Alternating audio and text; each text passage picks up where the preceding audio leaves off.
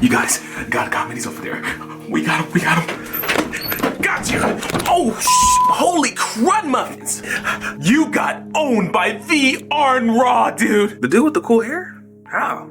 You lied about evolution and you spreading false information? When did I lie? The information is right there on the Hoover Institute. It's like saying I watched the news and I just shared it. I didn't lie about anything. It within reason shows skepticism and questions the evolution concept of Darwinism. Don't be a hypocrite, bruh. Science updates faster than you guys accuse the Bible. But I want to sincerely apologize on my part that my skit wasn't clear enough. What do you mean? Even if what the people at the Hoover Institute found was disproven now, let it be wrong.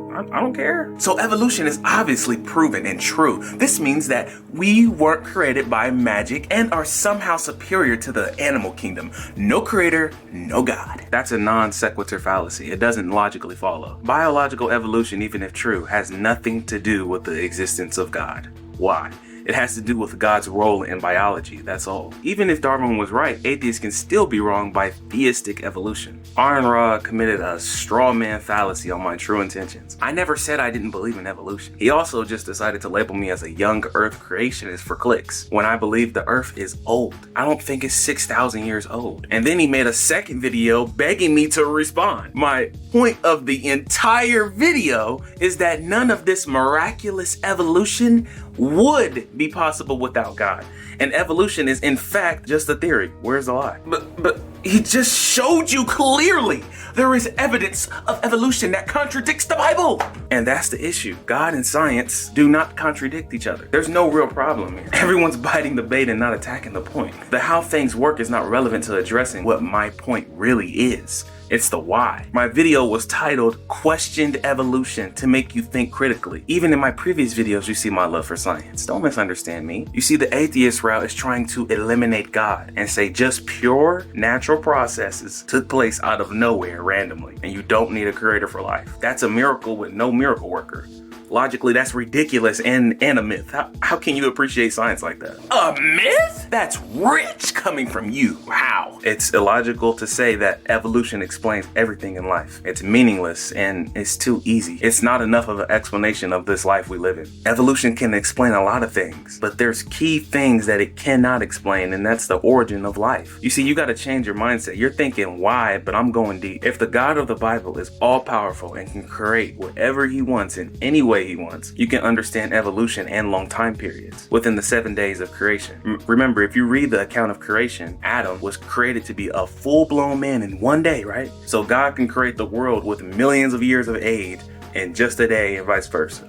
We're talking about the God of the Bible. He is not limited in creating. Bro, I never thought of it that way. So you're saying it's a middle ground of both? Yeah, I think the problem with some people is they find it hard to wrap their mind around an all-powerful God that can create anything. But it's trivial, because even in the Bible, humans are not the first or only creatures to exist. But this is the biggest mistake Arn makes. What type of literature is the Bible? Is it a science book? Is it a history book? Peak fiction. Nah, I really think it's a book that's designed to help you understand God, even though it doesn't make sense to me. Right. Therefore, it will have science in it and history in it, but only from the perspective of who were living in those days. Because inspiration is God giving his truth through the perspective of humans, and God moved men along to write the word of God down, almost like we are his pencil. So they have eternal truths, but humans are still involved with it. So there is many times they're not going to talk about the science that's beyond them that we're going to think about. Because remember, if we are here for another 1,000 years, we may find ideas that may come back to line up with things that the scripture said more plainly for us to understand easily. You get what I'm saying? Because where would the standard of science be? Would it be in Moses' day or in the 1500s or 1900s? What if we get to the year 3000? We're gonna know things about the world and the universe that we didn't know. And we might find out that the plain and simple reading of the Bible actually lines up more as we learn more about science. That's true. I've genuinely never thought about things like that before, but Arn Ra shows you don't need a wizard daddy. We have science. God is merely a science stopper and is toxic to science. Arn just showed you God has you brainwashed, kid. But what are the real facts? It turns out that most of the fathers of modern science, you know, the guys that have scientific laws named after him were Christian. Name one Bible kisser. Gregory Mendel. He was playing around with pea plants and founded the very basis of genetics that we study today. He believed based off the evidence that God's work could be studied through science. He was inspired by the Bible. Robert Boyle. He founded modern chemistry. Boyle believed that studying nature as a product of God's creation and that it would illuminate God's omnipresence and goodness. Francis Bacon. He developed this very scientific method. You know, the one where you try to use to disprove God? Christian. He believed based off the evidence that God created the universe according to a mathematical plan. Johannes Kepler, a brilliant scientist who discovered the laws of planetary motion. Christian. Kepler believed that God created the universe according to a mathematical plan also, based on science. He believed that humans were made in the image of God and could understand the universe. He thanked God for giving him insights that he presented as rational. Galileo, the scientist who convinced the world that the sun is the center of the solar system, not the earth. Christian. He believed that God created nature and man. He believed that the laws of nature were written by God in the language of mathematics. He believed that God could be known through both nature and scripture. He believed that he was studying the works of God's hand and many more. So basically all the founders of the disciplines of modern science, most of them are Bible-believing Christians that knew the world they were studying was God's world. Those are the facts. And we're supposed to believe that God had nothing to do with the founding of modern science and God is not real or irrelevant? Well, yeah. Take your physical existence out of my room. Okay, but everyone was a Christian back then. Big deal. And did you know Isaac Newton practiced alchemy? Okay, and a science teacher gave a bad lecture. Is he not a science teacher anymore? See how big goofy that is out loud? That's called a non sequitur fallacy that doesn't logically follow. And it's irrelevant. That's missing my point again. Not only is there no inherent conflict with science and God, but Christian theology was essential for the rise of science itself. And Christians handed modern science over on a platter and said, here's how it's done. And you're welcome to join us. And some atheists say it's ours and it's always been ours and you guys are in the way and science needs to be protected from you people. When people of faith founded what we all know and love. That's stupid as hell. What's bad about that? I mean, I guess nothing really. I just don't like the concept of Sky Daddy. The Bible is so important that Tom Holland, the historian, not Spike, said this. Without Christianity, we would not have science. So if you love science, you love studying God's work willingly or unwillingly. And it doesn't change that fact. Well, how do you know it's the Christian God? It can be any God or any other thing that's not God. Stop pre-assuming the universe and its wonder. Are you fried? They all believe in an orderly creation because they believe in a God of order who made it based off the very scientific principles. So science relies on an orderly universe that behaves in a particular way. But why would the universe behave this way then? Well, the founders of science believed based off the evidence that an intelligent God made it that way. So men became scientific because they expected law in nature. And they expected law in nature because they believed in a lawgiver. It makes sense. To do good science, you need smart people to use their rational minds to study the world. And where do rational minds come from? A rational God. All these founders and geniuses from different periods of time were convinced they were thinking God's thoughts after him, all in the very textbook you study. So if they came to the conclusion that the God of the Bible lines up with science,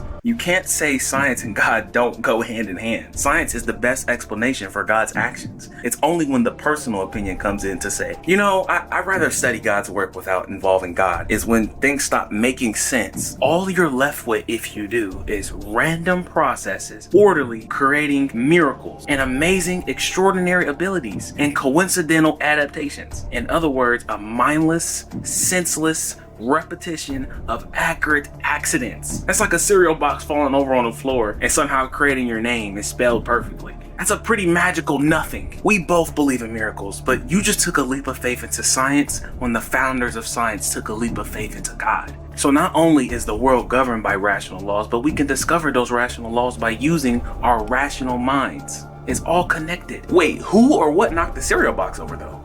Exactly, there is no God of the gas. He just is and has to be for anything to work or make sense. Yeah, that is crazy. Well, what if I want to just take the appeal to authority from atheist scientists then? And I choose them, huh? You missed it again. It's not an argument of authority, but more so disproves the claims of there being no God involved. Like I said, you'll start seeing contradictions and misunderstandings of everything around you, and your mindset will eventually become warped from the original identity and purpose of the universe. universe. Stephen Hawking is supposed to be a genius, but he wanted to separate science and God and started saying the universe created itself because of gravity, which is impossible and inherently contradictory. It's plain stupidity. Well, why did he say that? Because some people want there to be no God so bad they will willingly trade their common sense and put their trust in a contradiction and a lie to suppress or avoid the possibility of God altogether. And he's not the only one either. Yeah, atheists can do great things. Yes, they can discover things, but without God, it won't make logical sense. It'll just confuse you more and more. Logic itself is grounded in God existing. Have you ever looked at those deep sea creatures that look like aliens and you keep trying to figure out what they're gonna find next? Yeah. There's creation like that in the Bible. There's spiritual beings that he makes to hang out in the first and second heavens. The Holy Spirit is the way you could see these things, but we all will eventually. That's how creative God is, bro. He's the greatest architect and creator. And our founders of the basis of our science recognizes that. James Clerk Maxwell was one of the most important physicists to ever live. He predicted the electromagnetic waves that help you heat up your cold pizza. And watch this skit. He had a Latin inscription carved into the doors, the laboratory at Cambridge University. It translates Psalm 111. Great are the works of the Lord, studied by all who delight in them. So to avoid giving credit where credit is due, you have to deny the facts and create propaganda over a false narrative on a small creator. I'm not telling you to stop the extraordinary discoveries in science and put it down. I'm saying take it with you because I'm telling you there's more. Even Albert Einstein was a pantheist, but he wasn't no atheist. That's a facade. He said, the more I study science, the more I believe in God. And the smartest scientist that even Neil deGrasse even admitted came to the conclusion God exists, and specifically the God of the Bible. So it is logical to believe in a creator God. So please set aside your judgments. It's better to come out and say you hate God because of how he just makes you feel. We can talk about it, but to say he's not real is absurd. I just hate that we see it differently. Okay, I admit, logically science follows God, but the other half, what about the spiritual hocus pocus with witches and spells? What about that, huh? Arnold was right about that, right? Well, Aaron knows what he knows and he doesn't what he doesn't. You can have a degree in whatever, it will never trump experience, the human experience. And that's another topic, my favorite actually. It's where my story comes in about the spiritual world and the laws that you don't realize happen. It's the difference between religion and spirituality. They're two different distinct things. That's part of the reason why Newton tried to study alchemy, because it is a spiritual practice, but it's a forbidden practice because it's not of God.